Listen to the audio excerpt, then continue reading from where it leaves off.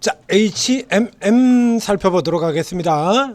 자, 왕년에 약 5년 전에 동학개미운동 당시에 흠슬라라고 하는 이제 공급망 이슈로 인해서 해운 운임주들이 어마어마하게 오르고 HMM의 이익도 엄청나게 오르고 주가도 오르고 그래서 흠슬라라는 이름을 가지고 있었죠. 현대차와 함께 2020년 이후로 가장 긴 기간 동안 피크아웃을 주장하고 있는 종목이기도 하고요. 이 종목은 작년도에도 이런 말도 안 되는 제가 자주 얘기 드렸던 그 얼토당토하는 리포트가 나왔던 그 종목이기도 합니다. 예. 피크아웃인데 실적이 지속적으로 개선될 것이다 라고 하는 도저히 양립할 수 없는 얘기를 리포트에서 꺼낸 이건 미친놈들 같아요. 그렇죠? 여러분들은 이해가 되십니까? 저는 아무리 생각해봐도 이해가 안 되거든요. 피크아웃인데 실적이 계속 지속이 될 것이다? 이게 무슨 소리입니까? 피크아웃이라는 의미를 모르는 거 아닐까요? 예? 이건 피크아웃이라는 단어 의미 자체를 전혀 모르는 게 아니고서야 어떻게 이런 리포트가 나올 수가 있냐 이거야. 피크아웃인데 향후 실적이 지속 개선될 것이라고? 그러니까 참 저기 보면 증권사들 희한한 소리를 많이 하고 그러는데요. 그 뒤로 해서 이 종목의 경우는 자 이건 이 종목 HMM의 주가고요. 이 HMM은 해운주입니다. 해운주. 즉 그러니까 해운 운임의 영향을 굉장히 크게 받는다는 얘기죠. 그 외에 이제 뭐 지금 같은 경우는 이제 외부적인 정치적인 리스크들 때문에 큰 폭의 변화를 가지고 있지만 기본적으로는 운임에 따라서 실적이 왔다 갔다 하는 실적주의 성향을 가지고 있는 종목인데요. 자, 컨테이너에서 운임지수 화면을 보여드리도록 하겠습니다.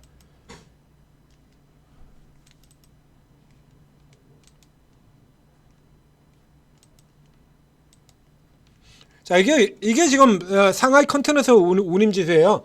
이게 보시는 것처럼요. 작년도 보게 되면 이제 작년 초반에서 이제 3월, 4월 들어가는 데까지 조금 약화됐다가 이제 4월 하순부터 시작해서 5월, 6월 말까지 2달 동안 큰 폭으로 오르죠. 그리고 그 뒤로 이제 밀려 내려오기 시작한 게 지금은 완전 바닥까지 내려가지고 밑에서 허우적거리고 있습니다. 이게 주가하고 지금 전혀 안 맞죠? 이 주가하고 뭐 매첩이 되나요? 저기 조금 일부분은 되네요. 앞선 저점에서. 자, 이제 주가로 되도록 하겠습니다. 이게 지금 이 운임지수와 주가가 일치하는 구간이 여기밖에 없어요. 여기 4월에서부터 시작해서 5월 달에서 7월 1일까지 운임 꼭지치였던 거, 요 구간. 지금 요 구간을 제외하고 그 외 나머지 구간에는 이 지금 운임하고 전혀 관계가 없어요. 지금 현재의 주가 역시 마찬가지 그렇습니다. 지금 운임지수 보셨지 않습니까? 이제 떡으로 헤매고 있죠. 그 주가 움직이는 요인 자체가 전부 이런 것들이 다 마찬가지인데요. 실적 외의 변수로 해서 주가가 움직이는 경우가 더 많다는 얘기죠. 자, 이겁니다. 이 뉴스를 보고 계시면 현재 이 종목의 주가가 올라가는 케이스가 바로 그래 답이 나온다는 얘기예요. 이 기사 자체는 부정적인 내용입니다만 이게 지금 주가 올라가는 답을 주고 있는 겁니다. 자, 보실까요? LA항 물동량이 35%나 감소했다. 그래서 코로나 암초를 겨우 넘기고 좀 살아가려 그러니까 운임지수 깨져 내려가고 물동량 줄어들고 거기에 또 요금도 더 내라 그러고 그렇죠. 예, 중국을 비롯하죠. 모두 다 중국은 왕창 그러고 나머지는 조금 어쨌든 간에 돈 내라 그러지 않습니까?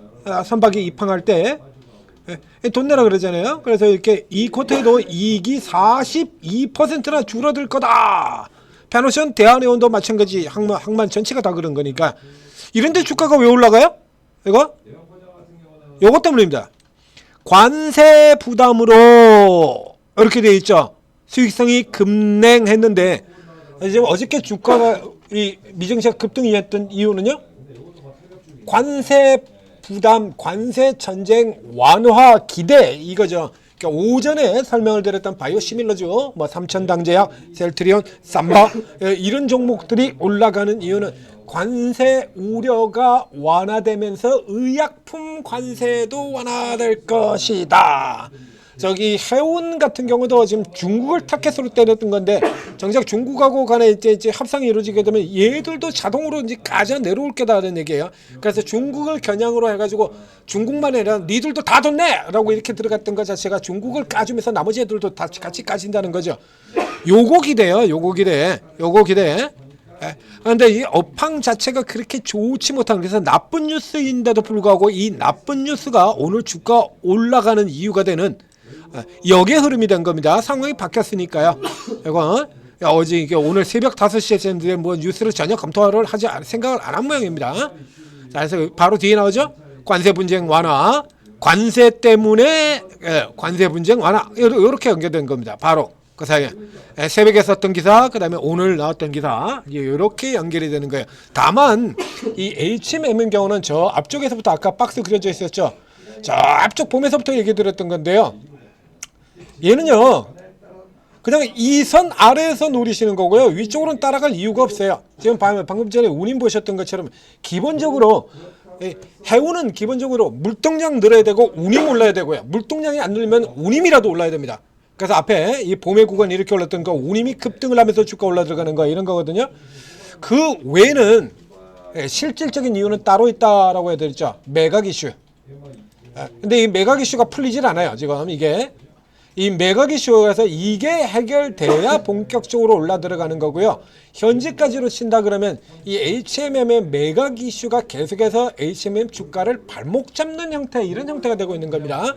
그래서 이 부분에서 지들 유리한 때에 따라서 주가를 올리고 당기고 그러다 보니까 온 이상한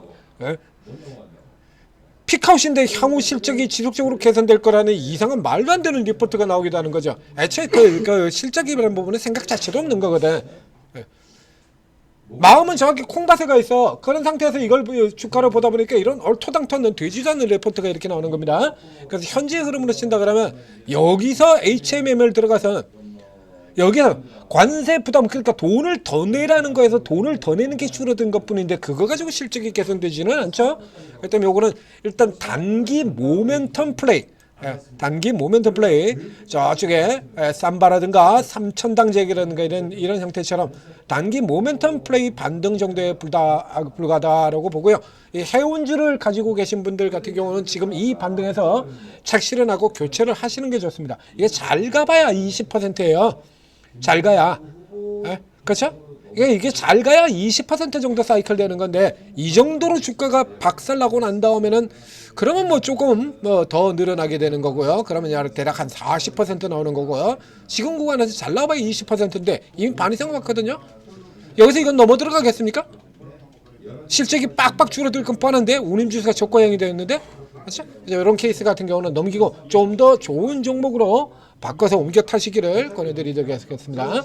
뭐 이런 종목뿐만 아니라 관세 부담 완화로 해서 올라가는 종목들 같은 경우가 이거 하나만 있는 거 아니죠. 그리고 그 외 각자 다른 이슈로 지금 뭐 종목들이 정책 주고 뭐 가지고 좀 난리통으로 지금 뭐 왕창 주고 있잖아요. 다. 비만 같은 경우에는 인벤티지가 시니까 이번엔 D&D가 또 튀어나와 버리고, 그 외에도 지금도 현재 개별 종목들 작전 세력에 가까운 세력성 종목들은 물론 이거냐 뭐 난리가 나는 상태입니다. 더 좋은 종목 쪽으로 옮겨갔죠. 그리고 더 좋은 종목 쪽은 어떻게 추천해 주십니까? 추천해 드리죠. 현저하게 싼 종목들 추천해 드리잖아요. 오늘 오전에도 지금 현저하게 싼 극저평가 종목 하나 앞서서 나갔던 거 다시 한번 강조 들어가지고 추천 나왔죠. 종목 분석으로. 그것뿐만 아니라 매일매일 그때그때 가장 강한 종목들, 저 유진 로봇 같은 종목 지금 상한가 들어가 있는 거예요. 어제 추천 나간 종목이죠. 어제 유진 로봇 어제 추천 나간 종목이에요. 그래서 이런 식으로 저희가 종목들 착착 다 뽑아드린다는 얘기입니다. 저평가돼서 밑에서 사두고 있으면 기다리기만 하면 따블은 줄 것이 확실되는 슈퍼 저평가주들, 업황이 워낙에 좋아서 그냥 홀딩만 하면 무조건 먹는 업황 초강세 종목들, 그 다음에 개별 섹터에서 굉장히 상대적으로 뛰어난 종목들, 전력의 GNC, 원전의 BHI, 뭐 이런 종목들 제가 다 찾아드렸잖아요. 그리고 저 아래 저평가되어 있는 종목들까지, 사면 같은 종목들 이런 거 가능성 있는 종목들 찾아드리고요. 다 찾아드려요. 그러니까 여러분이 뭐 이 HMM을 들어가시는 분들 같은 경우는 일단 단타를 하자는 분들하고 대부분 이제 중기 성향에 투자를 하는 분일 텐데, 설마 HMM 가지고 단타하겠다고 돈 드신 분은 안 계시겠죠. 그럼 옆에 타겟 포인트 완전히 잘못 잡은 겁니다. 해운주 가지고 단타를 하다니요. 예. 뭐하러? 네? 그래서 이렇게 단기 투자하시는 분들은 그 단기에 맞는 종목들, 중기는 중기에 맞는 종목들이 있는 거고요. 중기 투자에서는 이렇게 업황이 자빠진 종목 가지고 중기 투자 들어가는 거 아니에요. 업황 좋은 종목들이 없습니까? 있는데 이 4대 업황 강세주 중에 아무거나 잡으셔도 돼요. 방산, 조선, 화장품, 전력. 자, 그리고 저쪽 뒤쪽에서 새로운 대통령에 대한 기대 이런 거하고 되살아날 게 틀림없는 소비 관련주, 중국 관련주 얼마나 많은데 자, 이런 거 다 찾아드리는 겁니다. 미리미리. 자, 다른 데처럼 뭐 다른 유튜버들처럼 저희도 유튜브 구독, 좋아요 좀 늘리고 싶고요. 좋아서도 늘리고 싶고 조회수도 쭉쭉 나왔으면 좋겠어요. 그렇다고 해서 저희가 다른 유튜버들처럼 그냥 아무 생각 없이 그냥 조회수만 올리면 된다는 식으로 뭐 이런 식으로 저 들어가지 않습니다. 자, 오르고 들어오셔가지고 이런 제대로 된 종목들 여러분이 단타를 하건 스윙을 하건 중장기를 하건 제대로 된 종목 제대로 추천을 받아야지 않습니까? 정책 나오게 되면 이 정책이 나오게 된다 그러면 거기에 해당하는 종목이 뭐고 그 종목들 중에서 제일 센 종목이 뭐고 이거 바로바로 판단 안 되시잖아요. 근데 저희는 이게 대선 테마 자체를 벌써 한참 전서부터 겪어봤다 이겁니다. 그러니까 세종시 같은 거 나올 때 나오자마자 그래서 계룡건설 바로 추천 들어가잖아요. 예전서부터 이미 계룡건설 세종시는 20년 전서부터 형성되어 있던 거니까요. 곧바로 나오는 거거든 무조건. 20년 전서부터 있던 종목이니까 노무현 대통령 때 그때서부터 세종 행정수도 관련주로 뽑혀져 있던 종목입니다. 이런 스토리를 다 한다는 얘기죠. 당연히 저희가 더 잘 잡아내지 않겠습니까? 아직 시간이 남아있죠. 여전히 정책주들 반짝반짝 빛나는 종목들 계속 나올 수 있고요. 자, 이런 거 도움받으셔가지고 단타로건 장타로건 제대로 추천받고 제대로 수익 내시기 바랍니다.